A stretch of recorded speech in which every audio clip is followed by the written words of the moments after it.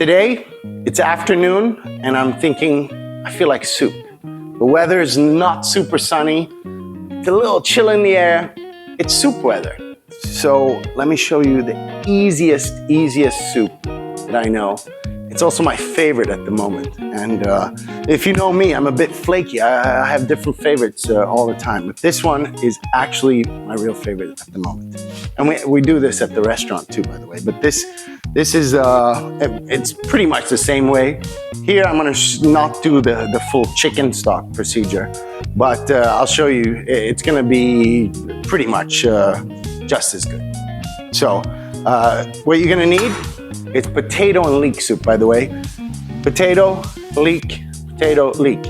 You don't need anything else. I'm gonna add one shallot too because, you know, it's just a bit too simple, I guess, or I'm not sure. I gotta throw one shallot in there just for sweetness.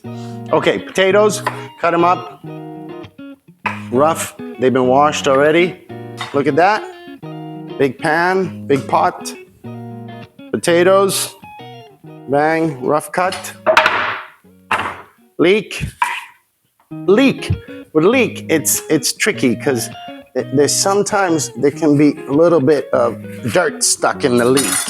So one trick to do is you kind of open it like this, and you can see some of these, here's some of this dirt gets stuck in there. So this is a good time to give it a little bit of a rinse. Let me go do that. Okay, bang, done, clean. All right, get rid of some of those hairs. Rough chop.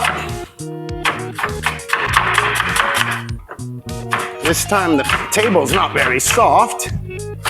I like most of this green stuff. A funny fact, in Thailand, where we have our restaurant, I've been watching the staff, and as soon as they buy, when we have leeks, or you know, the Thai leeks, the smaller ones, they discard all the white stuff and keep only the green stuff. So I've kind of had a talk with them, like in European style, we keep the white stuff and often throw away all this green stuff. I think you can keep it unless it's like too dry and stuff. This one's all pretty all the way. I mean, just maybe cut off the very, very end of it. But I do think we should use the whole thing. Okay, look at that. In the pot, water.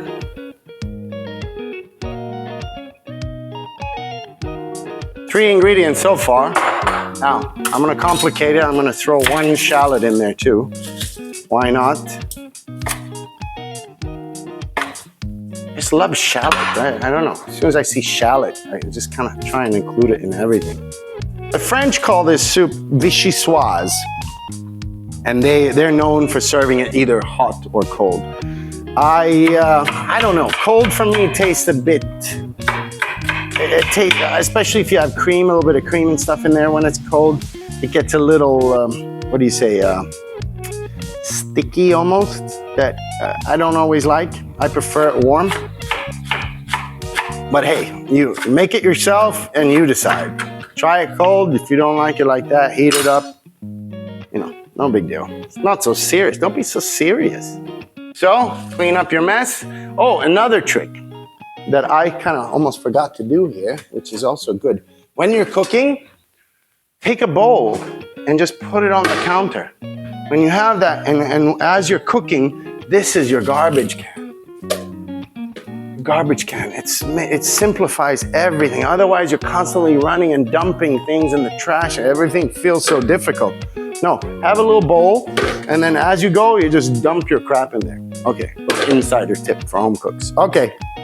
Now, boil it up. Oh wait, we need some stock. We need a little bit of flavor. For this, I'm just gonna use bouillon cube. These are for about a half a liter of liquid per cube. I think these are meat. I think these are beef. You can use, I mean, preferably chicken. You can use vegetable stock. Come on, there's so much you can use. People won't even know the difference. The only thing with these, though, it adds depth. You need depth. Flavor. That's the trick to any kind of cooking. You want depth of flavor. So get that in there. Get your lid out. Light up your stove. It's so easy. It's so easy. This one's foolproof. This soup, it's almost deceptive because it's too simple to be good. Usually when I make soups, I sear things, I get things caramelized, and then I deglaze with water, any kind of liquids, wine, or something to add to it. But I've tried it with this soup. I've overcomplicated this soup many times, and it's never as good. And it just brings back to the simple philosophy of cooking. You know, the simplicity wins. So often the case. Certainly with this soup. That went a bit faster than expected. I think we're only about 15 or maybe 20 minutes in. I guess by cutting up the potatoes, I really made it cook a lot faster. But as you can see here, you can kind of poke at it. You can see that potatoes are cooked. So for this next step, we're gonna blend it. And one of my favorite gadgets in the kitchen is the stick blender. Is that what it's called? I think that's what it's called. Stick blender. Okay, let's go. Spin, spin, you bastard, spin. At this point, we add just a tiny bit of cream. And let's give it a stir. This is not a cream soup, so we're adding the cream just to kind of blend, get the ingredients to work together. It works a bit like a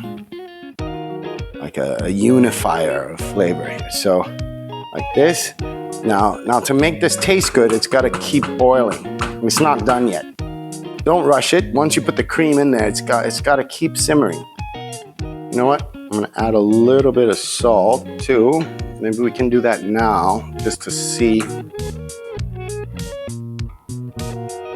Wow, with just a little bit of cream, it's just already so much better. We're almost there. Now, if you were into baby food, this is for you. But for me, I gotta have texture. So I'm thinking we should use some croutons or something crunchy. I'm gonna look and see what kind of bread we have. The old bread would work really well. Let's see what we got. Yes, I'm in luck. I did a little bit of baking yesterday. This is my bread. I'll show you how to make that too another day, but with really good fresh bread, it turns hard after one day. That's how you know it's real bread. It doesn't contain any strange synthetic preservatives, yes, to keep it soft. Like the McDonald's buns, for instance, that can stay 6 months on the shelf and they're still soft. What's really in that? I don't know, but this is what real bread looks like. This is yeast, flour, water, salt. That's all that's in there. But there's a really cool technique to how to do this, and it gets really airy. I'll show you that another time, but luckily I have some left. So I'm gonna start cutting that up. That's gonna be our croutons for the soup.